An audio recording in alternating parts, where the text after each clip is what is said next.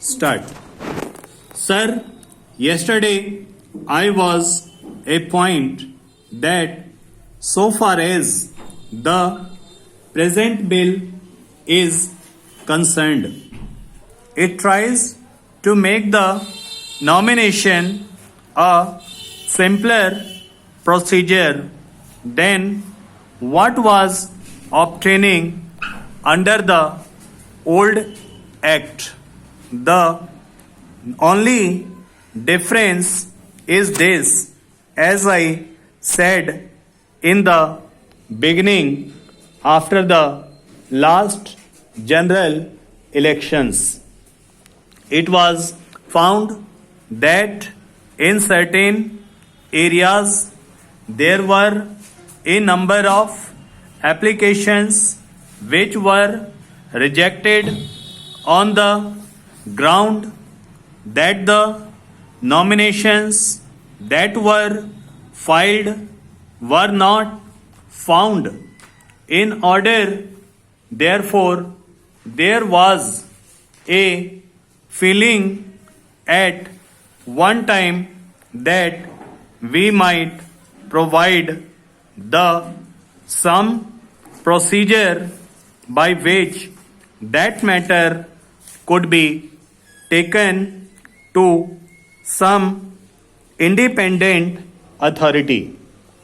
That was the proposal made by the select committee which was appointed in respect of the former bill which was introduced in 2003 and ultimately withdrawn.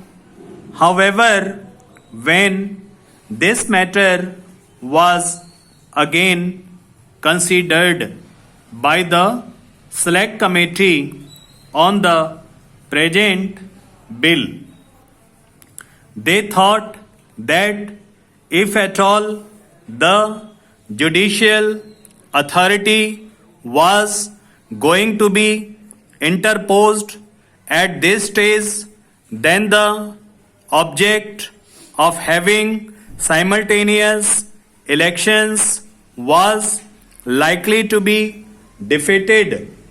It was might easily happen. Suppose in respect of a certain matter of disqualification, the matter was allowed to be referred to some authority. It would naturally be subject to the proceedings that might be taken under the powers vested in the High Court under the Constitution, or be subject to appeal to the Supreme Court. Therefore, the election program with respect to a general election would be set aside. Ultimately, it was thought that the best way to deal with the problem would be to try to obviate and eliminate as many chances of improper acceptance of applications as possible. Honorable members will find that the question of nomination for candidates is now made very simple, and there is practically no chance of any nomination paper being rejected, because it has been laid down in the act itself that the returning officer shall correct if there is a mistake with respect to the number of some such technical mistake. As I said yesterday, we have removed the restriction as to the number of which one voter may subscribe. But the only thing that is now required is that there should be somebody to propose the name of certain other persons. There was also a proposal by some honorable members of this house that we might do away with that proposal. Then the next question is with respect to his being disqualified on the ground that he was interested in government contracts or he was a convicted person and so many other things.